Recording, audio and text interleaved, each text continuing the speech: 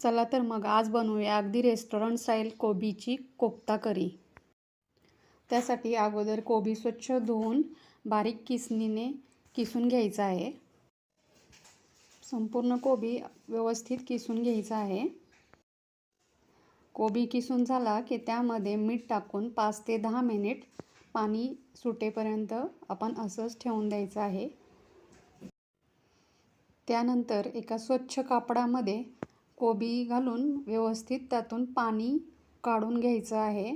संपूर्णपणे पाणी आपण या कोबीतून काढून घ्यायचं आहे, नाहीतर कोफ्ते बनणार नाहीत। आता हे कोबीमधून जे पाणी निघणार आहे ते फेकून न देता हे असंच ठेवायचं आहे।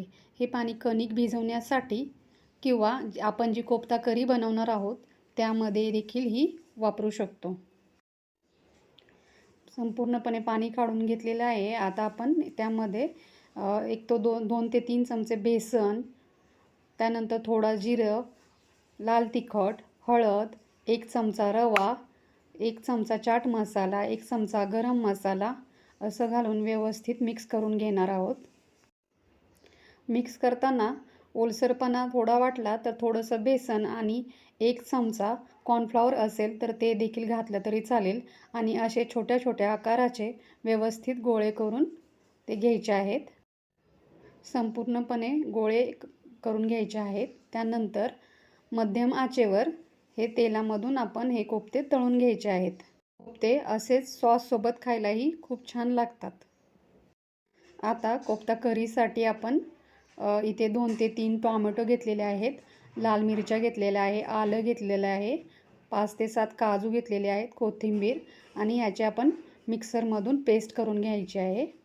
आता ही पेस्ट आपण तेलामध्ये टाकून अगदी तेल सुटेपर्यंत 5 ते 7 मिनिट छान परतवून घ्यायची आहे।